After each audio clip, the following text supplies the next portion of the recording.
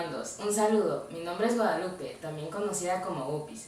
Como podrán haber visto en el título del video, hoy hablaremos acerca del don del Espíritu Santo. Y como siempre, iniciando el tema del día de hoy, empezaremos con una oración. Y para poder iniciar hoy la oración, invocaremos al Espíritu Santo con una pequeña oración. Y diremos todos juntos en el nombre del Padre, del Hijo y del Espíritu Santo. Amén. Ven Espíritu Santo, llena los corazones de tus fieles y enciende en ellos el fuego de tu amor. Envía, Señor, tu Espíritu a que renueve la faz de la tierra. Oh Señor, que llenaste los corazones de tus fieles con la luz del Espíritu Santo, concédenos que, guiados por el Espíritu, sintamos con rectitud y gocemos siempre de tu consuelo. Por Jesucristo nuestro Señor. Amén. En el nombre del Padre, del Hijo, del Espíritu Santo. Amén.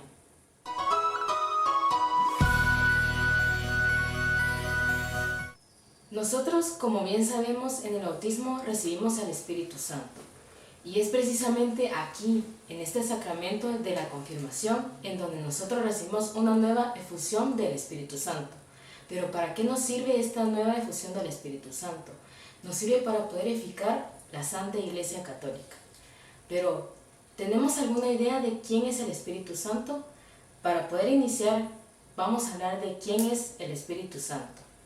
De repente tenemos alguna idea abstracta, de repente solo tenemos alguna idea, algún símbolo de quién es el Espíritu Santo. De repente nos han dicho, bueno, el Espíritu Santo se simboliza con una paloma, o lo representan por el bautismo, se recibe en la confirmación. Pero realmente, ¿quién es el Espíritu Santo? Primero, es la tercera persona de la Santísima Trinidad. Pregunto, ¿sabemos qué es la Santísima Trinidad? Más adelante vamos a tener un tema específico de qué es la Santísima Trinidad. Pero para saber más o menos qué es la Santísima Trinidad, les explico. La Santísima Trinidad es un solo Dios, tres divinas personas, Dios Padre, Dios Hijo y Dios Espíritu Santo. Por lo tanto, hablaremos de esta tercera persona que es el Espíritu Santo. Nosotros, cuando profesamos nuestra fe, que ya vimos en los temas anteriores en el credo, cuando nosotros decimos, creo en el Espíritu Santo, Señor y dador de vida, que procede del Padre y del Hijo, que con el Padre y el Hijo recibe una misma adoración y gloria y que habló por los profetas, decimos tres verdades. Primero, que el Espíritu Santo es Dios, al igual que el Padre y al igual que el Hijo. Segundo, la segunda verdad es que proviene de la misma sustancia. Y la tercera verdad es que los tres reciben una misma adoración y gloria, es decir, que ninguno está arriba del otro. El Espíritu Santo en la Sagrada Escritura. Según San Gregorio Nacianceno, explica que en el Antiguo Testamento el Padre se presenta más claramente y el Hijo se presenta más oscuramente. Y en el Nuevo Testamento se presenta al Hijo más claramente y el Espíritu Santo más ocultamente. Y es actualmente que el Espíritu Santo tiene el papel principal. Es actualmente en nuestro tiempo que vemos que es el Espíritu Santo que actúa en nosotros. Por supuesto que el Espíritu Santo siempre estuvo desde la creación, porque es Dios. Entonces siempre estuvo presente. Alguno de los textos bíblicos que nos habla en el Antiguo Testamento es en Ezequiel 36, 27 al 28, donde Dios habla a su pueblo, en donde dice que pondrá dentro de ellos su espíritu. Es una era mesiánica en donde va a derramar su espíritu y en abundancia en aquellos que crean en él. En el Nuevo Testamento, por supuesto, hay varios textos bíblicos. En uno de ellos, en donde nos habla acerca del Espíritu Santo como un espíritu de promesa. De este modo, la bendición de Abraham alcanzó a las naciones paganas en Cristo Jesús. Por la fe recibimos la promesa que es el Espíritu, en Gálatas 3:14. También nos habla acerca de un espíritu de adopción de hijos de Dios. Entonces no vuelvan al miedo, ustedes no reciben un espíritu de esclavos, sino el espíritu propio de los hijos que nos permiten gritar Abba, o sea, papá. En Romanos 8:15 también nos habla sobre un espíritu de verdad. Y cuando venga Él, el espíritu de la verdad, los guiará en todos los caminos de la verdad. En Juan 16:13. Muchas veces hemos escuchado que se refieren al Espíritu Santo como un espíritu, como el Paráclito, como el Paráclito consolador. Pero realmente el consolador, el primer consolador fue Jesús. Y nos dejaron al segundo consolador, que fue el Espíritu Santo. ¿A qué se refiere realmente como el consolador? Traducido realmente es el llamado que está al lado nuestro. También es como el consejero, como el defensor. Y hay precisamente una cita bíblica que se refiere a que también es protector, que es en Juan 14:16, y nos dice así: y yo rogaré al Padre y les daré otro protector, que permanecerá siempre con ustedes. Y aquí se refiere precisamente al Espíritu Santo. En Lucas 4:18-19 nos dice así: el Espíritu del Señor está sobre mí. Él me ha ungido para llevar buenas nuevas a los pobres, para anunciar la libertad a los cautivos y a los ciegos que pronto van a ver, para despedir libres a los oprimidos y proclamar el año de gracia del Señor. Jesús entonces aquí nos dice en la palabra que es el ungido, y podemos darnos cuenta que no hay espacio que separe y que hay contacto inmediato del Hijo con el Espíritu Santo. Cristo actúa con el Espíritu Santo en muchos momentos durante su vida, y podemos comprobarlo durante muchos momentos a lo largo de su vida, desde el momento de su concepción. Podemos darnos cuenta en Lucas 1:35 que la concepción se hace con el Espíritu Santo. También durante el bautismo en el Jordán, en Lucas 3:21-22. Y una cita peculiar donde nos dice que habla y Dios le da la palabra inmediata, en Juan 3:34, donde nos dice: aquel que Dios ha enviado habla las palabras de Dios, y Dios le da el Espíritu sin medida. En Pentecostés sabemos que fue el tiempo que el Espíritu Santo vino al mundo. Jesús cumplió su palabra, que fue enviarnos al Espíritu Santo. Jesús les dijo a los discípulos que les enviaría al Espíritu Santo. Pasado el tiempo de Pascua, que fueron los 50 días, fue la venida del Espíritu Santo. Y esta lectura la encontramos en Hechos 2:1-13. Cuando llegó el día de Pentecostés, estaban todos reunidos en el mismo lugar. De repente vino del cielo un ruido como el de una violenta ráfaga de viento, que llenó toda la casa donde estaban. Y aparecieron unas lenguas como de fuego que se repartieron y fueron posándose sobre cada uno de ellos. Todos quedaron llenos del Espíritu Santo y comenzaron a hablar en otras lenguas según el Espíritu les concedía que se expresaran. Nos podemos dar cuenta que el Espíritu Santo se representa simbólicamente de tres maneras. ¿A qué me refiero en esta parte? Podemos darnos cuenta que el Espíritu también lo podemos percibir sensiblemente de tres maneras. Primero, se siente una ráfaga de fuego. De una manera sensible lo sienten. ¿Con qué sentidos? Con el sentido del tacto. Segundo, pudieron verlo, porque se posaron lenguas de fuego sobre sus cabezas. Pudieron verlo. Y tercero, pudieron escuchar que hablaban en distintas lenguas. También podemos ver que en el Catecismo de la Iglesia Católica nos muestra que hay diferentes símbolos en los que el Espíritu Santo se representa ante nosotros. Algunos de estos símbolos son muy significativos y tal vez estos no los conocíamos. El último va a ser como el más significativo, que es el que más conocemos, el más conocido y que es el más representativo dentro de la Iglesia Católica y tal vez el más significativo dentro de todo el mundo. El primero que nos habla dentro del catecismo es el agua, que representa el bautismo. El segundo es la unción, que se utiliza dentro de la confirmación. que también lo mencionaba que era el ungido que se refería a Jesús.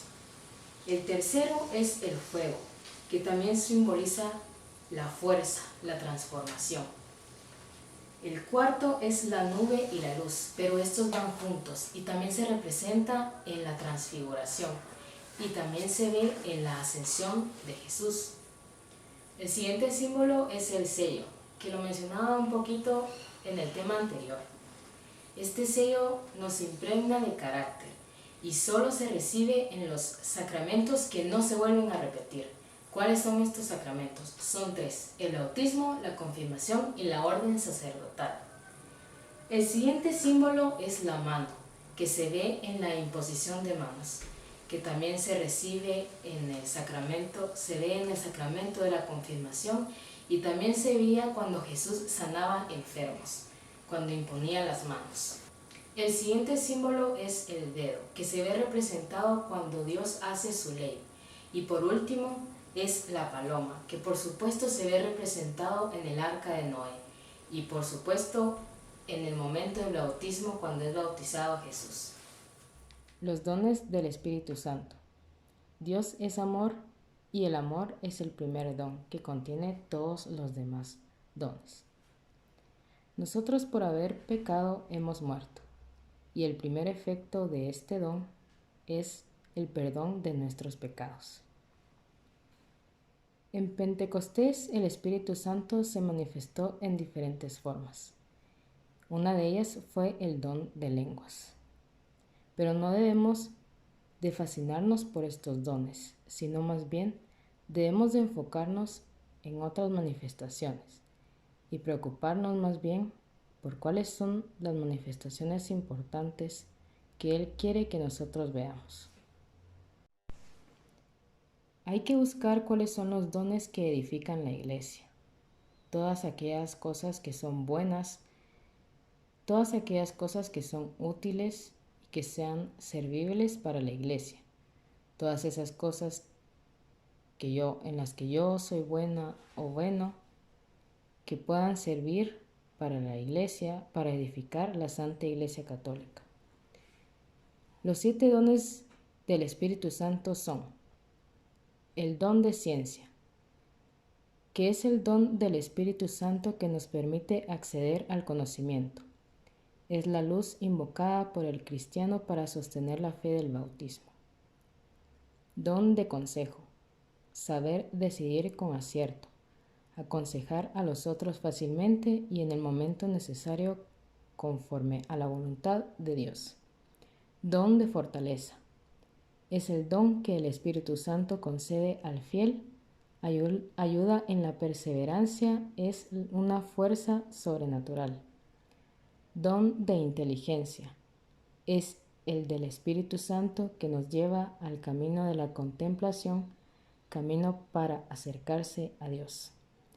Don de piedad, el corazón del cristiano no debe ser ni frío ni indiferente. El calor en la fe y el cumplimiento del bien es el don de la piedad que el Espíritu Santo derrama en las almas. Don de sabiduría. Es concedido por el Espíritu Santo que nos permite apreciar lo que vemos, lo que presentimos de la obra divina. Don del temor. Es el don que nos salva del orgullo, sabiendo que lo debemos todo a la misericordia divina. Y por supuesto no podían faltar los frutos del Espíritu Santo. En Gálatas 5, 22, 23 nos menciona cuáles son estos frutos. En cambio, el fruto del Espíritu es caridad, alegría, paz, comprensión de los demás, generosidad, bondad, fidelidad, mansedumbre y dominio de sí mismo. Estas son cosas que no condena ninguna ley. Y por supuesto, mientras más nos damos a nosotros mismos, más podemos actuar en el Espíritu Santo y hacer obras en el Espíritu Santo. ¿Qué es lo que hace el Espíritu Santo en la iglesia? Guía en la iglesia como por ser el Espíritu Santo, un espíritu de verdad, la guía a la iglesia en verdad.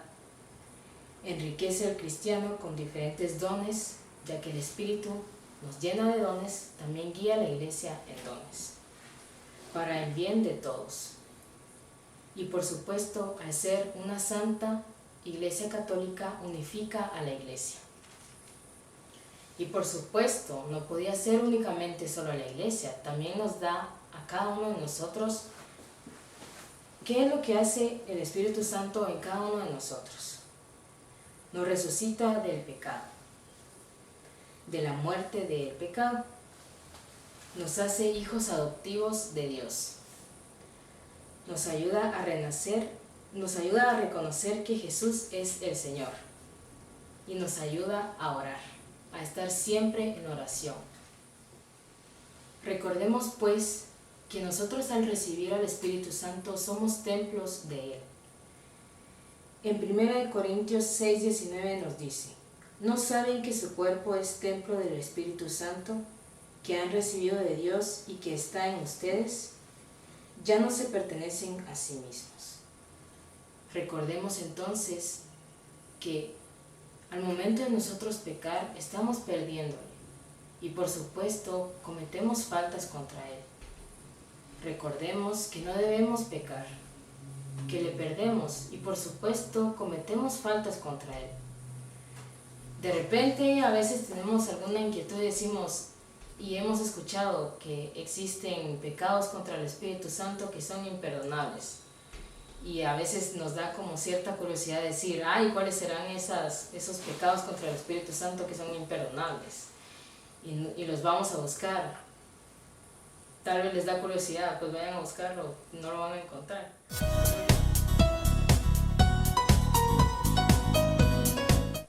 Y recuerden hacer la actividad del día de hoy. Recuerden que el enlace está en la descripción del video. Va a ser un formulario, tienen que llenarlo. Van a ser unas preguntas sencillas. Recuerden llenarlo con sus datos. Unas preguntas un poquito sencillitas, un poquito de leer un poquito. Y para terminar, como siempre, una pequeña oración. Decimos todos juntos en el nombre del Padre, del Hijo, del Espíritu Santo. Amén. Llénanos, Señor, de tu Espíritu y no permitas que nos apartemos de ti. Ayúdanos a caminar con rectitud, no permitas que apartemos tu vista de ti. Madre nuestra, ayúdanos a caminar siempre de tu mano, llévanos siempre al camino de tu Hijo. Padre San José, ayúdanos a caminar con tu Hijo. En el nombre del Padre, del Hijo, del Espíritu Santo. Amén. Heme aquí, de tu palabra seremos para tu gente.